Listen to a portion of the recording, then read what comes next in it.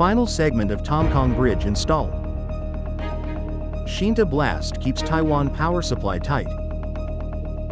Kaohsiung, Grand Canyon, illegal excavation case sparks arrests. US, South Korea and Japan open joint air and naval exercise. Trump administration halts HIV/AIDS program funds. UK and US unveil nuclear energy deal promising thousands of jobs.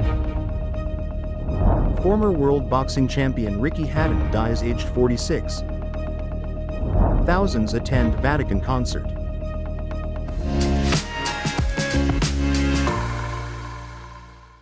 Hello, I'm Jasmine. Thank you for joining us on FUNDAY News. It is Tuesday, September 16th, International Day for the Preservation of the Ozone Layer.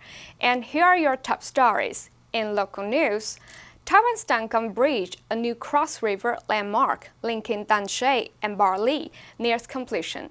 On September 16th, President Ching-te, Transport Minister Chen Shikai, and new Taipei Mayor Hou You-yi attended a blessing as the final closure segment was lifted.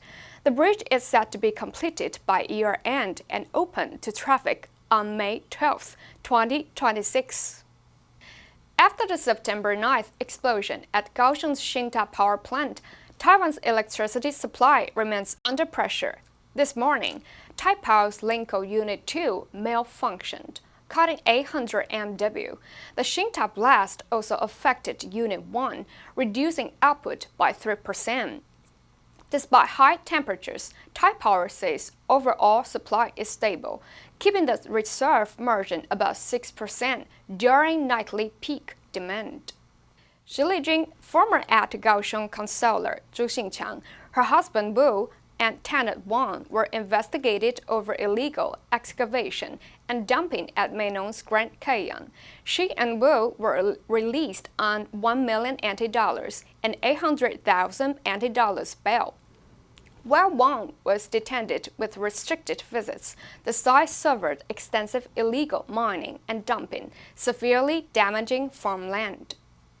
And in global news, the United States, South Korea, and Japan opened an air and naval exercise off Jeju Island on Monday in their latest joint drill, condemned by North Korea as a reckless show of strength. South Korea's defense ministry said the exercise, called Freedom Age, is aimed at strengthening the country's combined operational capabilities in the sea, air, and cyberspace, and is necessary to counter North Korea's growing nuclear and missile threats. The U.S. Indo-Pacific Command said the exercise will include U.S. Marine and Air Force aerial assets and feature enhanced ballistic missile and air defense drills, medical evacuations, and maritime operations training, making it the most advanced demonstration of trilateral defense cooperation to date. The exercise off Jeju Island runs through Friday. The powerful sister of North Korean leader Kim Jong-un earlier condemned the drills in state media, saying they show the country's confrontational stance toward the North. Kim Yo-jong said, "The reckless show of strength made by them in real action in the vicinity of the DPRK, which is the wrong place, will inevitably bring bad results to themselves." The United States has suspended some funding for its flagship AIDS relief program, according to international organizations and members of Congress, who warn the cuts are already hurting patients and holding critical projects globally. The full extent of the budget cuts related to U.S.-funded HIV/AIDS relief work is still unclear, and Congress is still battling the White House's proposed budget clawbacks and withholding of billions of dollars in funding. PEPFAR, formerly called the U.S. President's Emergency Plan for AIDS Relief, is credited with saving more than 26 million lives over the past 2 decades and preventing millions of HIV infections, particularly in Africa. Last year alone, PEPFAR provided 20.6 million people with life-saving HIV medicines, called antiretroviral therapy. It also supported more than 342,000 health workers to deliver HIV treatments, preventive care, and support services, bolstering healthcare systems in more than 50 countries. Funding for the landmark program was primarily implemented by USAID, which U.S. President Donald Trump dismantled earlier this year after a freeze on foreign aid. The U.S. State Department later issued a waiver to exempt life-saving services from that freeze, including those of PEPFAR, and moved operations to the State Department's remit.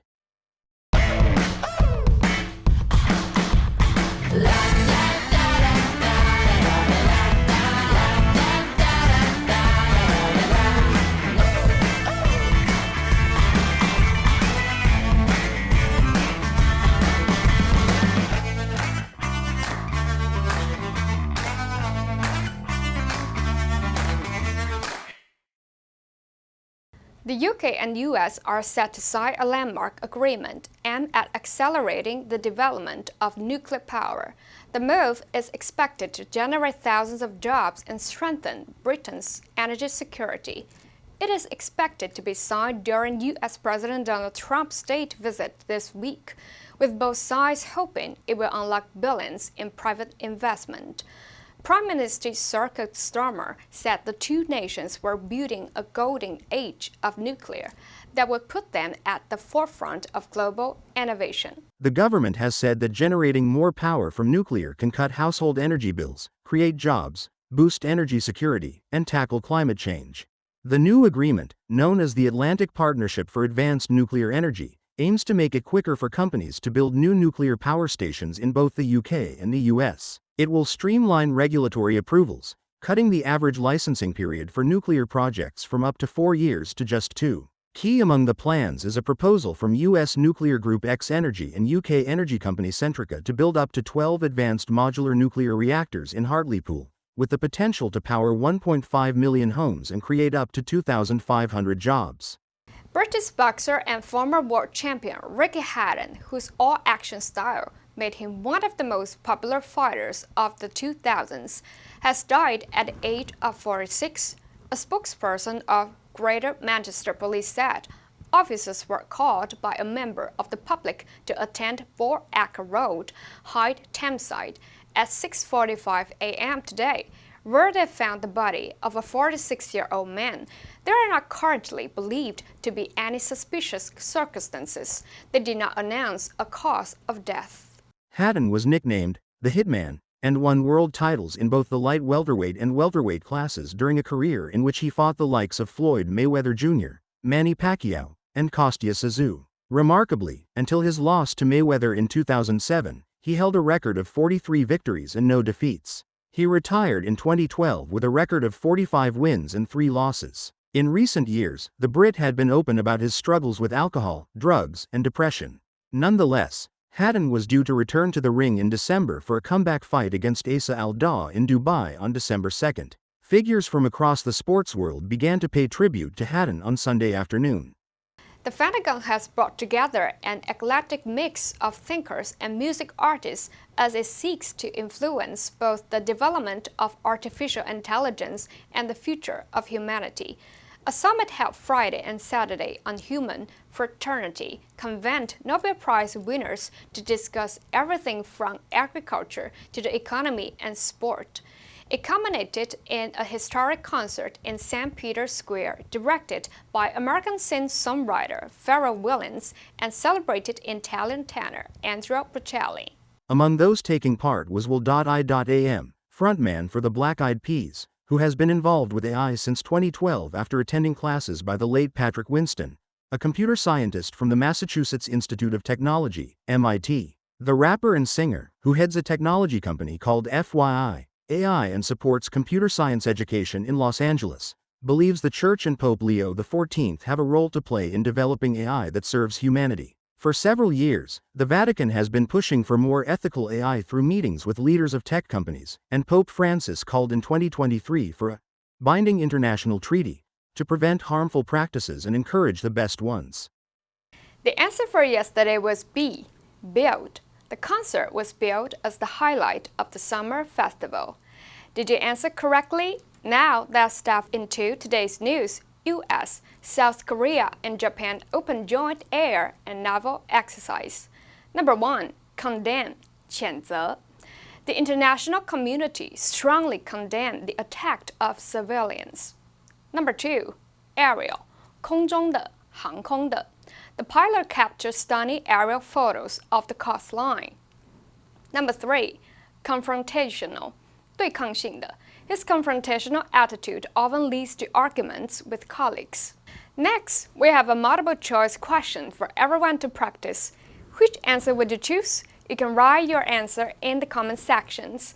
The correct answer will be announced tomorrow. The International Day for the Preservation of the Ozone Layer has been celebrated since 1994 and was established by the United Nations General Assembly. The day is mainly intended to spread awareness of ozone layer depletion and promote solutions to preserve it. People from all over the world are expected to gather in Montreal on September 16th to join talks and seminars. And that's all for today's FUNDAY News. Be sure to turn into FUNDAY News from Monday to Friday and click the link below to join FUNDAY for free. I'm Jasmine, your host.